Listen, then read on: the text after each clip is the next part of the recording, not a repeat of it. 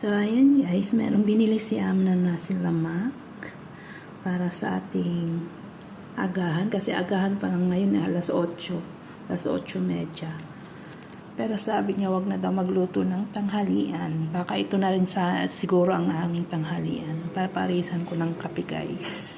Ayan, kain tayo guys. So, ganyan ang itsura niya guys. Ayan. Maanghang tong nasa ibabaw. Ayan. Legit.